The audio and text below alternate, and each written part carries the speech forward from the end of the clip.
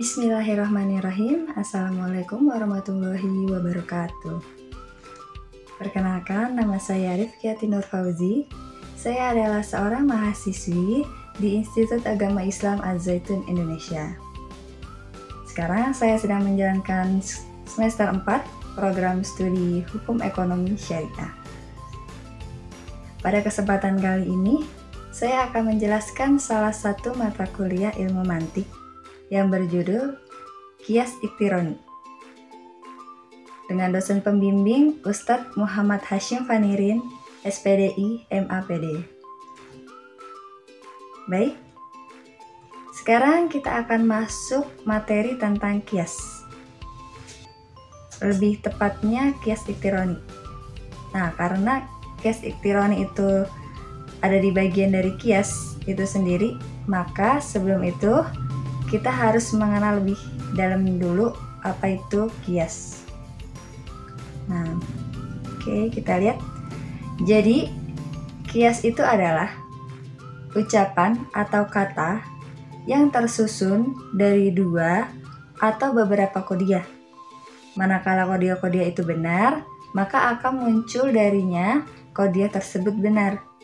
Dan qodiyah yang benar itu dinamakan natijah atau kesimpulan. Oke. Nah, baik. Sebelum itu kita harus tahu dulu nih, apa itu qodiyah. Qodiyah sendiri itu adalah susunan sempurna beberapa kata yang bisa disifati benar atau salah. Nah, sampai di situ paham? Kita lanjut ke slide berikutnya, yaitu kita bisa melihat peta konsepnya. Jadi qiyas itu terbagi menjadi dua, yaitu qiyas Iqtironi dan qiyas istisnai. Nah, namun di sini kita akan membahas lebih spesifik kepada qiyas Iqtironi.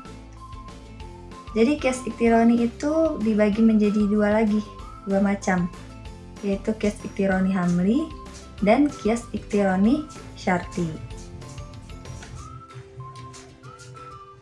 Oke, lanjut. Kita akan membahas tentang qiyas Iqtironi. Nah, jadi kita harus tahu nih, qiyas Iqtironi itu apa. Jadi qiyas Iqtironi adalah qiyas yang dapat menunjukkan pada natijah atau kesimpulan dengan maknanya. Artinya, rangkaian natijah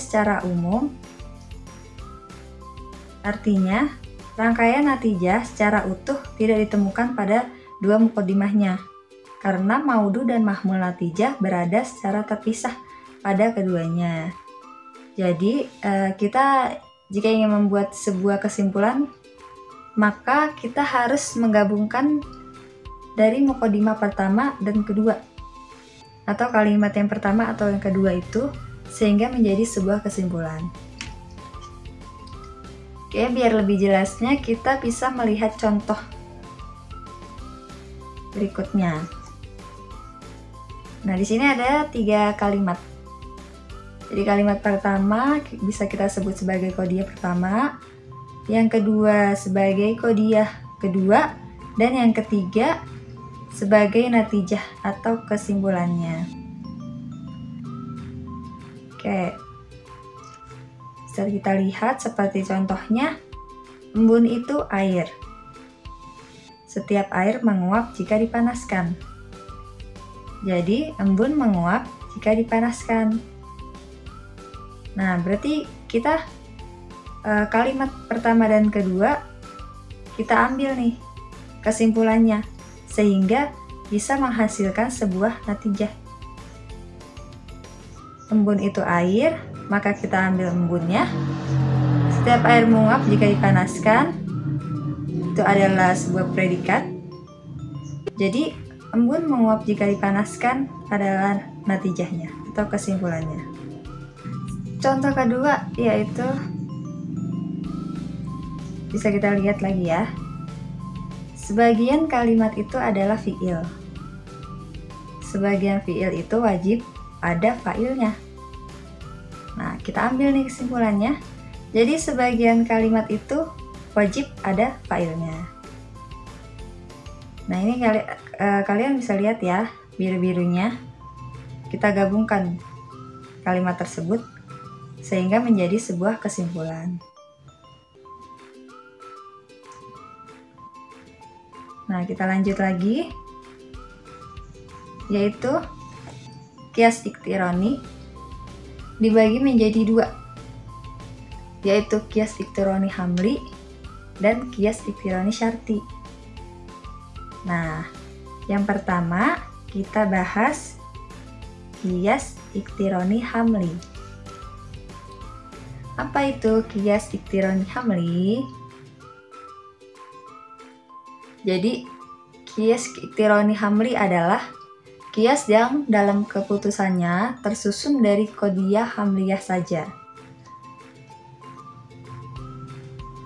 Nah, qodiyah hamliyah itu apa? Qodiyah hamliyah itu adalah pernyataan biasa yang terdiri dari subjek dan predikat. Contohnya, kita lihat tanaman ini tumbuh. Tanaman adalah subjek. Setiap yang tumbuh pasti berkembang. Berkembangnya itu adalah predikat. Jadi, tanaman itu berkembang. Jadi, natijahnya itu adalah tanaman itu berkembang. Kita ambil dari subjek dan predikatnya. Oke, paham ya? Selanjutnya, contoh berikutnya. Sholat adalah tuntutan. Sebagian tuntutan adalah wajib. Maka sholat itu adalah wajib. Nah, sholat itu adalah subjek. Wajibnya itu adalah predikat.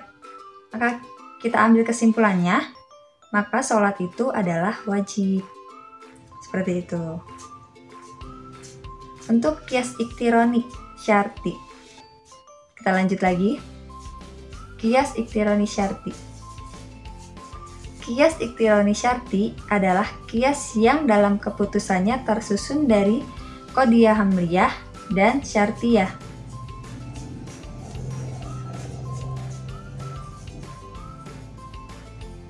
Nah, tadi kan qodiyah hamliyah itu pernyataan biasa yang terdiri dari subjek dan predikat.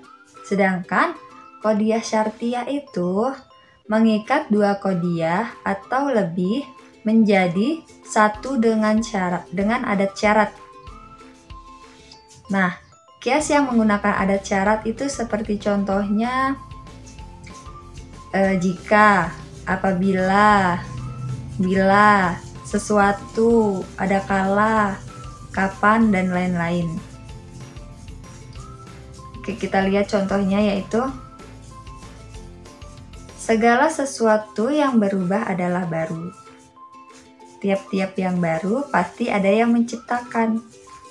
Jadi segala sesuatu yang berubah maka pasti ada penciptanya. Nah, paham kan? Jadi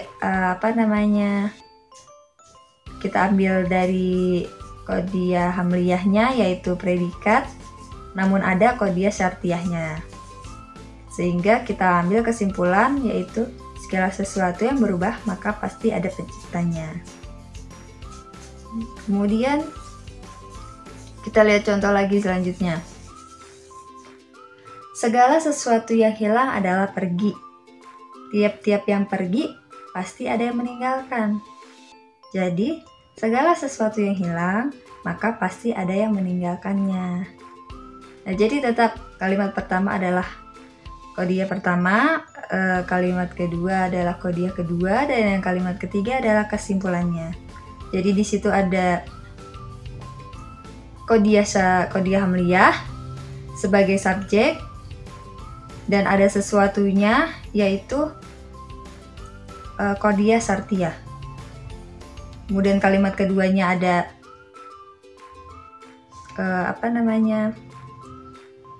Kemudian kalimat keduanya ada qadiyah hamliyahnya sebagai predikat dan qadiyah syartiyahnya.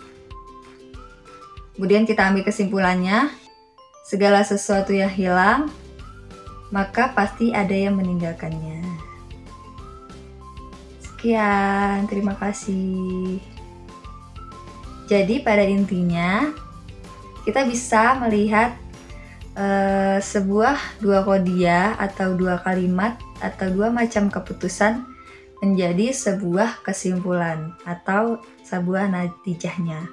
Namun kesimpulan tersebut harus jelas dan logis. Sekian dari saya. Wassalamualaikum warahmatullahi wabarakatuh.